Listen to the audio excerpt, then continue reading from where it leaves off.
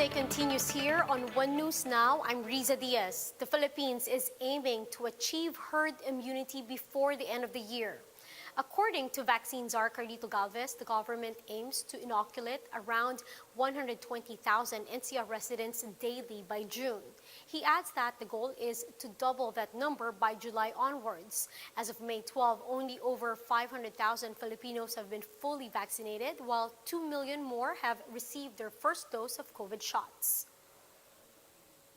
Meralco will resume its disconnection activities in NCR Plus after the shift to GCQ with heightened restrictions.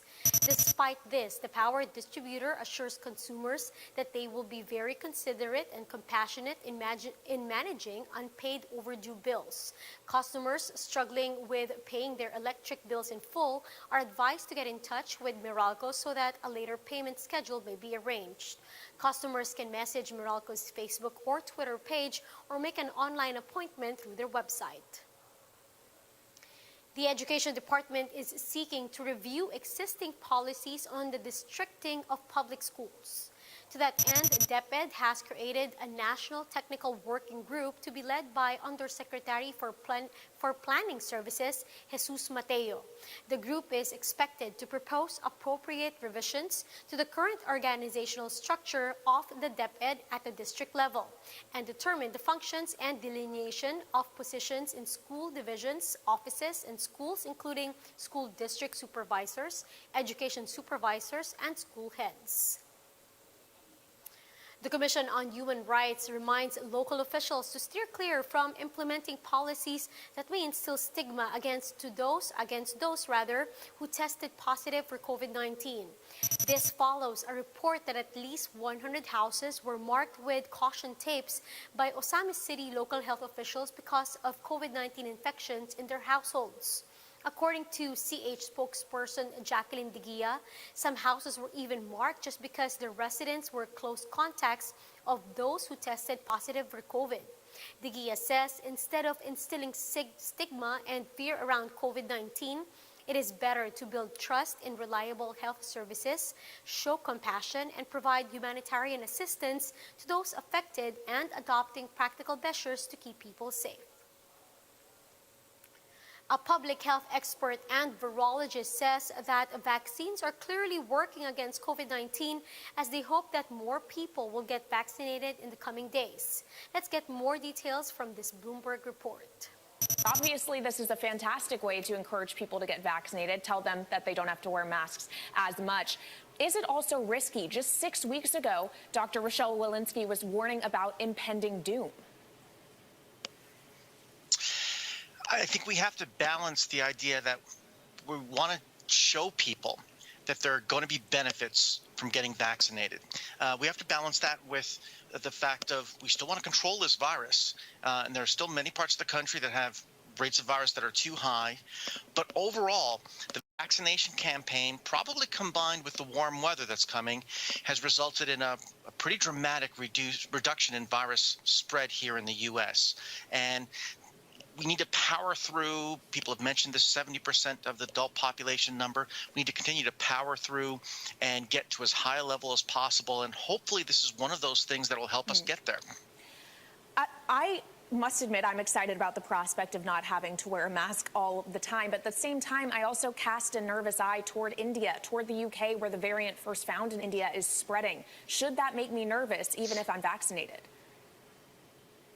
Well, I like to think of things in two ways. In terms of the general public, you shouldn't be worried right now.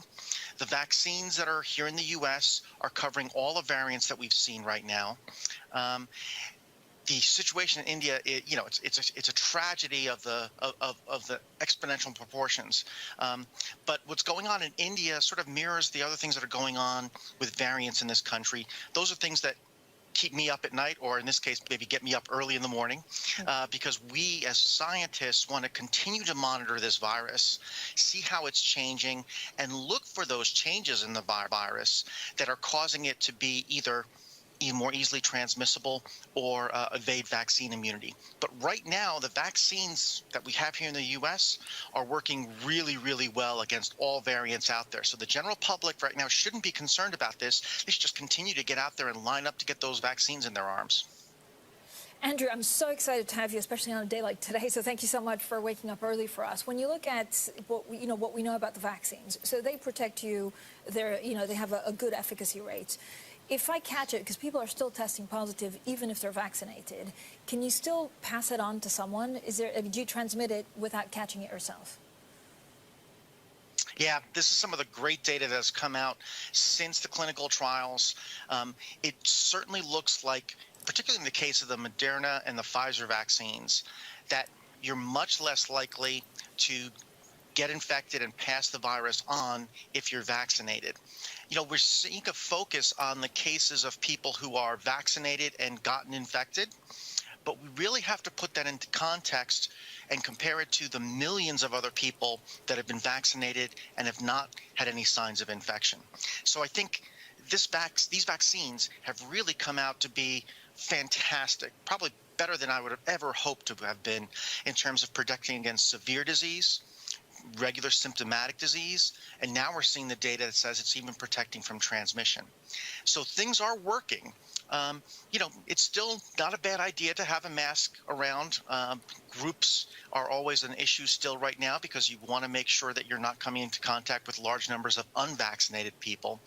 But these vaccines are really working, and that message really has to get out there to the general population. They're safe and they're efficacious, and they're turning the corner on this pandemic, at least here in the U.S.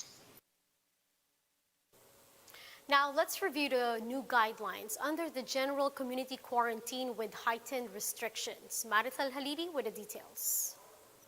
Starting May 15 until the end of the month, the NCR Plus bubble will be under general community quarantine. But this comes with heightened restrictions. Only essential travel into and out of the NCR bubble is allowed, and public transportation will remain operational. Capacity for indoor dining has also been increased to 20%, while alfresco dining capacity stays at 50%. For religious activities, only 10% of venue capacity is permitted. Outdoor tourist attractions can also reopen, but up to 30% capacity only. But some establishments remain closed, such as entertainment venues, internet cafes, arcades, amusement parks, and indoor tourist attractions. Only those aged 18 to 65 years old will be allowed to go out. I will hold the local governments down to the last barangay level, and therefore it could only be the barangay captains.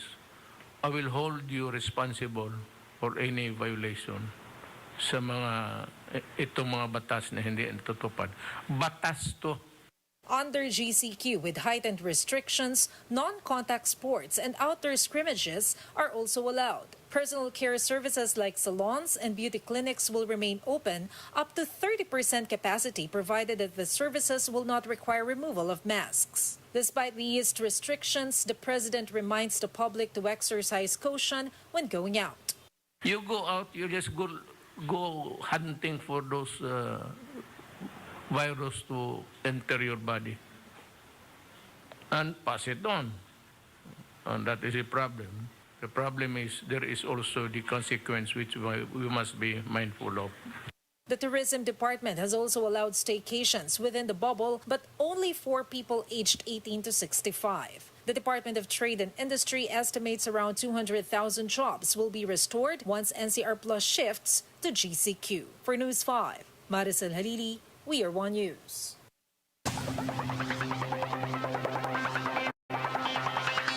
Now, here are the latest developments in the world of sports. Australian National Basketball League Commissioner Jeremy Logliger wants to work with Kai Sotto to elevate the young star to the NBA. Sotto recently inked a multi-year deal with NBL squad Adelaide 36ers, which Logliger believes that the partnership offers a mutually beneficial symbiotic relationship between two parties. Philippine representatives Jeff De Luna and Roberto Gomez suffered a 4-9 loss to Estonia as they bowed out of the World Cup of Pool in England. The Filipino pair, who bid to bring home the country's fourth crown, settled for $9,000 for the quarterfinal finish in the $250,000 single elimination tournament. And it's confirmed the basketball legend Michael Jordan will be making a cameo on fellow basketball star LeBron James' movie Space Jam: A New Legacy. Cast member Don Cheadle reveals Jordan's participation in the movie, but he says the role is unexpected. In the meantime, all fans can do is speculate on Jordan's role until the film arrives in theaters this July. Regardless, Jordan's cameo in Space Jam 2 will surely be a treat to his fans. And those are the top stories of the hour. Join us later again at 2:15 in the afternoon as we continue to monitor the day's biggest stories. You can also catch One News on Signal Play. Register for a free account now at www.signalplay.com and stream One News live anytime, anywhere. I'm Riza Diaz. Mask on, wash hands, and stay safe, Philippines. We are One News.